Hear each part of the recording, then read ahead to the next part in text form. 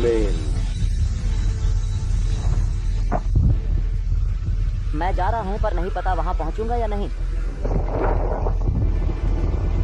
मैं नहीं जानता वहां जाऊंगा या नहीं। यूरोप रूस के साथ युद्ध के लिए तैयार है। यह युद्ध यूरोप नहीं चाहता, लेकिन अगर रूस ऐसी कोई चीज शुरू करने पर अड़ा रहता है जिसे वह झेल नहीं सकता, तो अब यूरोप तैयार है। यह संकल्प व्लादिमीर पुतिन के हताश प्रचार का सीधा जवाब है। हाल ही में पुतिन ने कमांडर की तरह अभिनय करना शुरू कर दिया। एक बंकर से दूसरे बंकर जा रहे हैं, ऐसा दिखावा कर रहे हैं जैसे वह मोर्चे पर हों। खैर, नाटो के महासचिव ने इस दिखावे की पाखंडता को तुरंत उजागर कर दिया और पुतिन को वहीं चोट पहुंचाई जहां उन्हें सबसे ज्यादा तकलीफ होती है, उनके छोटे से अहंकार पर। यह तुलना कठोर है। पुतिन, जिन्होंने कभी सेवा नहीं की, छुपते और दिखावा करते हैं। हर हफ्ते हजारों रूसी मारे जा रहे हैं। और भी बुरा यह है कि रूसी अधिकारी खुलेआम कहते हैं कि वे यूरोप को हराना और पश्चिमी मूल्यों को बचाना चाहते हैं। वही अधिकारी और सैन्य कमांडर चुपचाप अपने परिवारों को सुरक्षित रूप से पश्चिमी देशों में भेज रहे हैं। यह अब तक का सबसे स्पष्ट संकेत है कि रूसी अभिजात वर्ग अपनी ही बातों पर विश्वास नहीं करता। वे देश को लूट रहे हैं और रूसी लोगों का भविष्य चुरा रहे हैं। तो चलिए शुरुआत से शुरू करते हैं। करीब एक हफ्ता पहले 2 दिसंबर को पुतिन अपनी रूसी प्रचार प्रसार फैला रहे थे। एक सैनिक होने का नाटक करते हुए वह दावा कर रहे थे कि रूसी सेना मोर्चे पर जीत रही है और वह इसलिए जीत रही है क्योंकि वह खुद कमांडर इन चीफ हैं। खैर, इस बात को साबित करने के लिए उन्होंने सैनिक की वर्दी पहन ली। खैर, नेटो के महासचिव ने सार्वजनिक रूप से इस प्रचार वीडियो में दिखाए गए पाखंड को उजागर किया। इसके बाद पुतिन बहुत गुस्से में थे क्योंकि ये टिप्पणियां उनके छोटे अहंकार पर सीधा वार थीं। सुनिए नेटो जनरल ने क्या कहा। राष्ट्रपति पुतिन का वह वीडियो जिसमें वे एक सैनिक की तरह कपड़े पहने हुए हैं लेकिन मोर्चे से बहुत दूर हैं। बहुत धन्यवाद। वीडियो वाकई भयानक है और ये जानते हुए कि वह हर महीने अपनी तरफ से 20,000 मौतों के लिए जिम्मेदार है।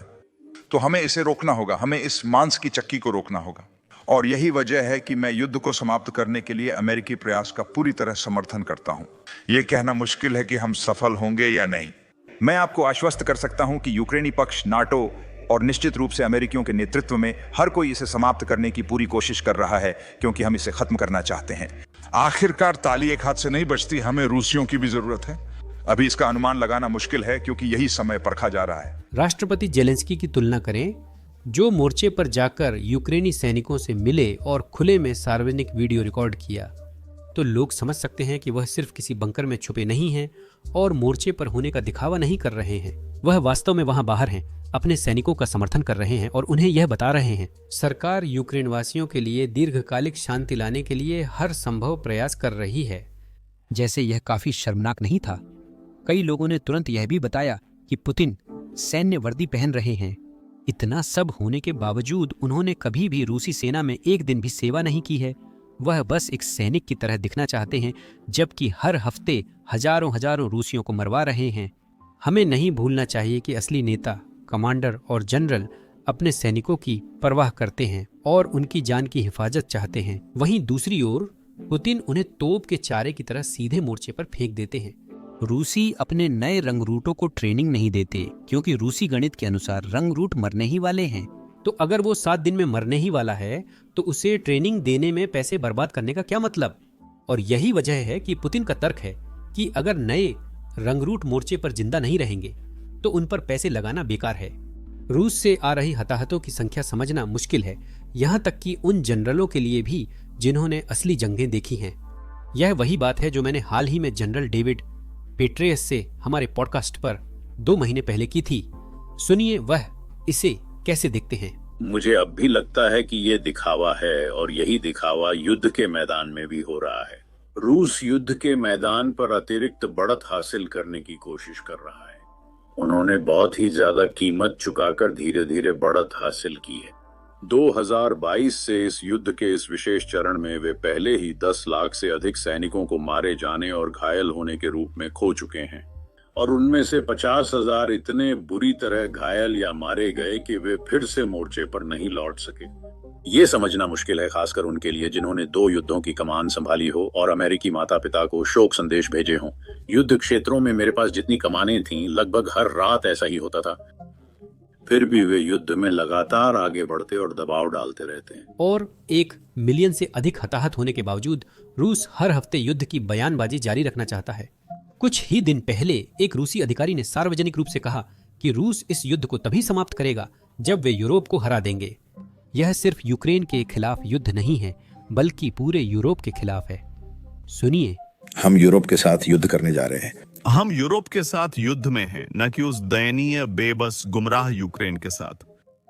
मैं राष्ट्रपति नहीं हूं, इसलिए कह सकता हूं कि युद्ध तब तक नहीं रुकेगा जब तक हम यूरोप को नैतिक व राजनीतिक रूप से नहीं हराते। मैं ही हूं, नहीं।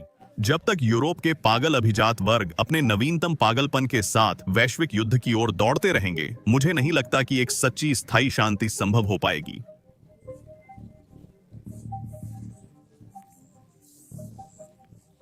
सबसे अच्छा यही हो सकता है। स्थिति कुछ समय के लिए गहराई से स्थिर हो सकती है, क्योंकि यूरोप बिखरने लगेगा और वही बन जाएगा जो वह हमेशा से रहा है।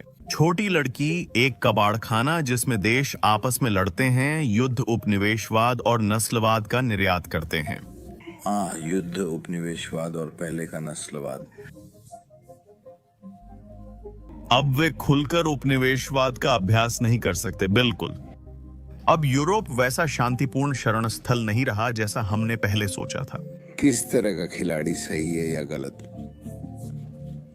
यह वही बयानबाजी है जो हम रूसी अभिजात वर्ग और अधिकारियों से बार बार सुनते हैं। पिछले महीने पुतिन ने भाषण में कहा था कि यूरोप एक गिरती सभ्यता है, क्योंकि वे धर्म का सम्मान नहीं करते, वे पश्चिमी मूल्यों का सम्मान नहीं करते। और इसी वजह से क्रेमलिन के अनुसार इतने सारे यूरोपीय लोग पश्चिम छोड़कर रूस जाना चाहते हैं, क्योंकि रूस पश्चिमी मूल्यों का आखिरी रक्षक है।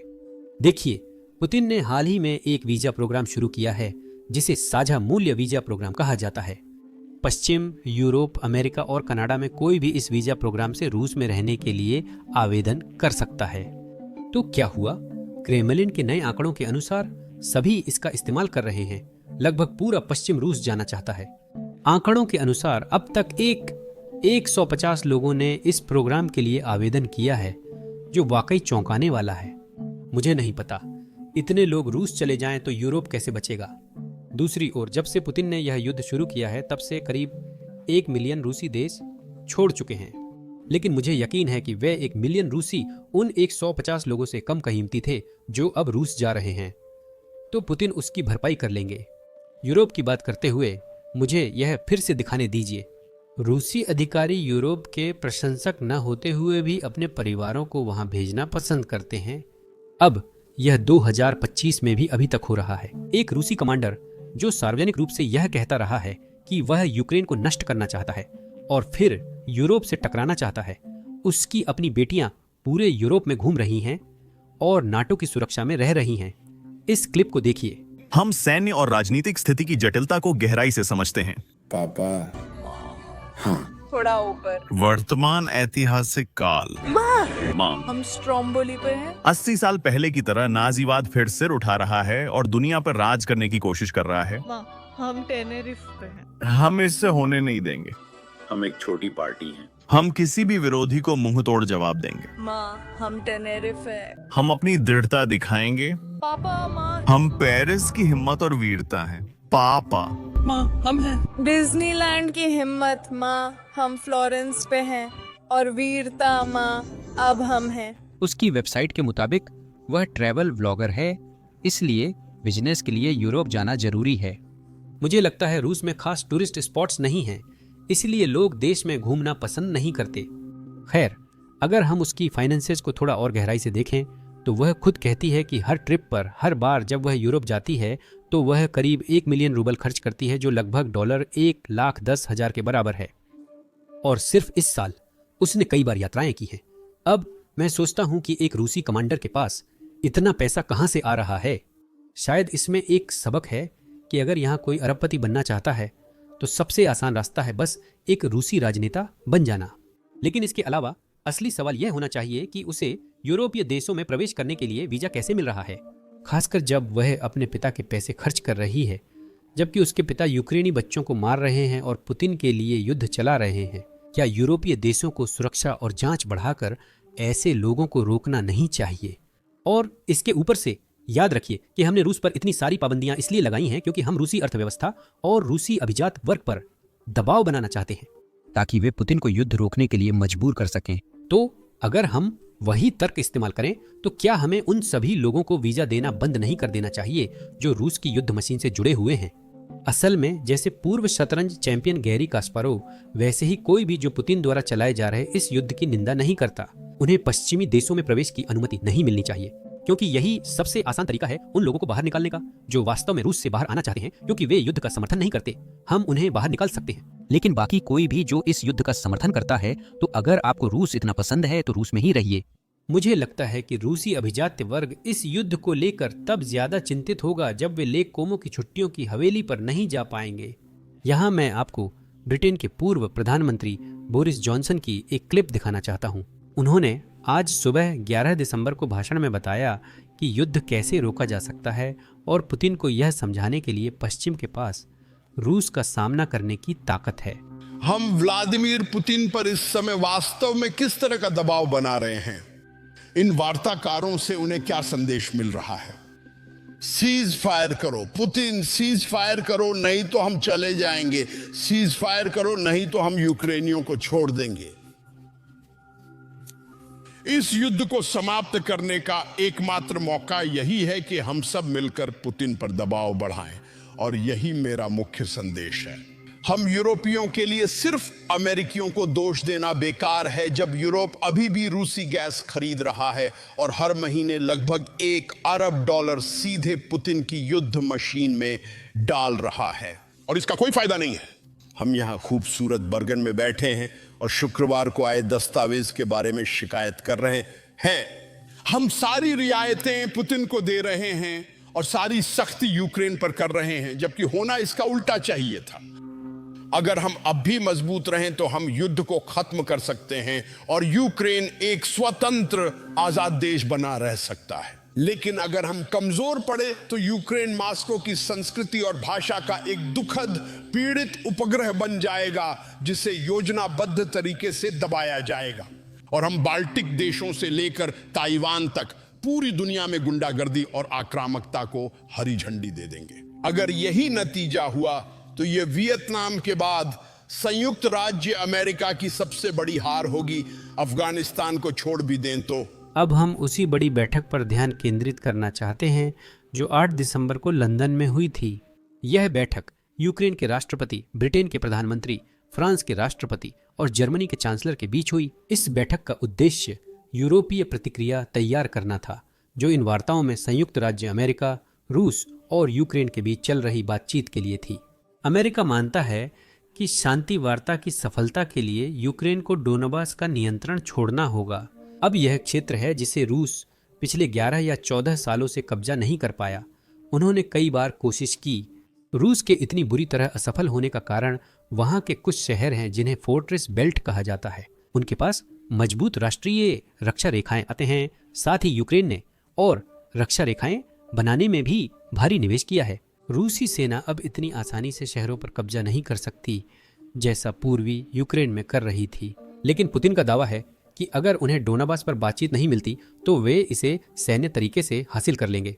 जैसा मैंने कहा, वह 11 साल से यही कोशिश कर रहे हैं, और अगर वह सफल होना चाहते हैं तो उन्हें शायद और भी लाखों रूसी जानें कुर्बान करनी पड़ेंगी। इसीलिए व्यक्तिगत रूप से कहूं तो रूस से बदले में कुछ पाए बिना उसे छोड़ देना कोई मतलब नहीं रखता, क्योंकि पुतिन कुछ भी कहें, रूसी अर्थव्यवस्था और समाज इस युद्ध में खासकर 2025 में संघर्ष कर रहे हैं। इसका मतलब यह नहीं कि यूक्रेनियन संघर्ष नहीं कर रहे, लेकिन ऐसा लगता है कि अमेरिका बस यह दिखावा कर रहा है कि रूस असल में जितना मजबूत है उससे कहीं ज्यादा मजबूत स्थिति में है।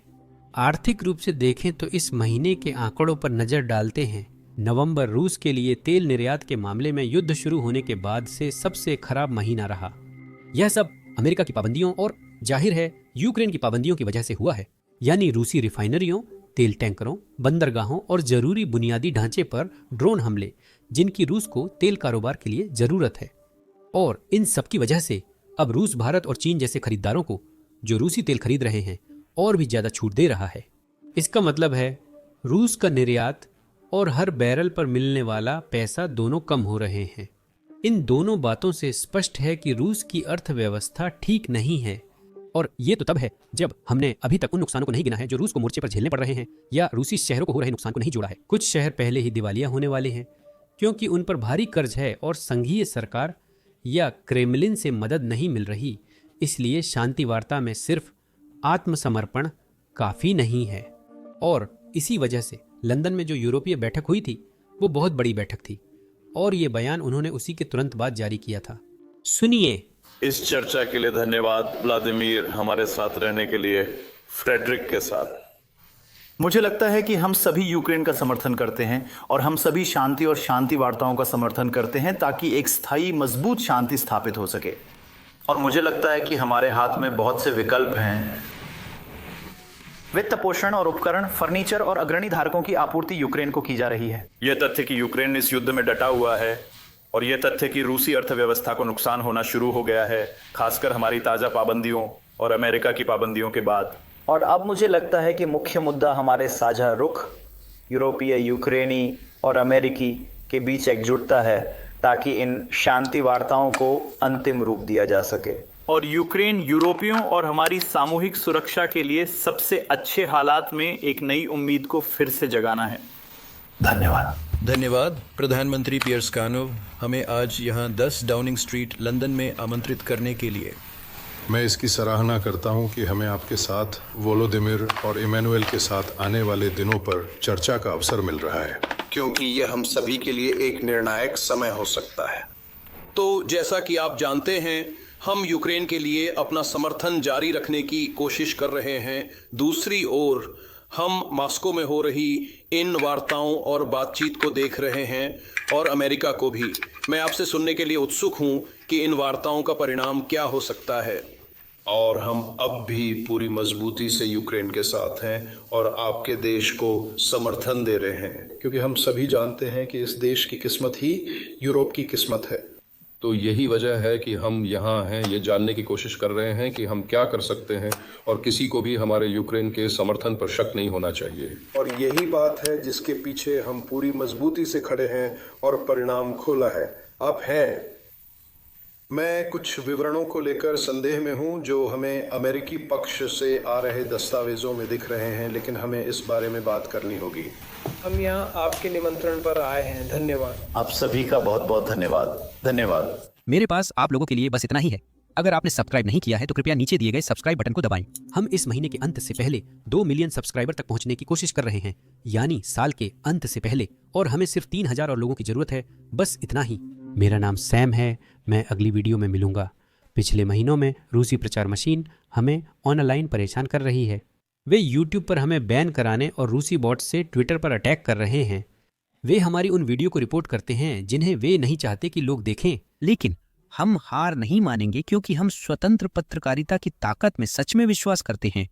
हम जानते हैं वे हमें क्यों रोकना चाहते हैं। ऐसा इसलिए है क्योंकि वे डरते हैं कि हम आपको यूक्रेन के अंदर जो हो रहा है उसकी सच्चाई दिखा रहे हैं। वे डरते हैं क्योंकि हम उनकी झूठी बातों को समझने की कोशिश कर रहे हैं। खैर, आज हम उन्हें और भी ज्यादा डराना चाहते हैं। हाल ही में हमने नया प्लेटफॉर्म बेसिक्स इनसाइडर लॉन्च किया। इस प्लेटफॉर्म पर हम यूरेक्स जनरल्स, नेवी सील्स और बेस्ट सेलिंग लेखों जैसे इंडस्ट्री एक्सपर्ट्स के साथ एक्सक्लूसिव वीडियो और बातचीत साझा करते हैं।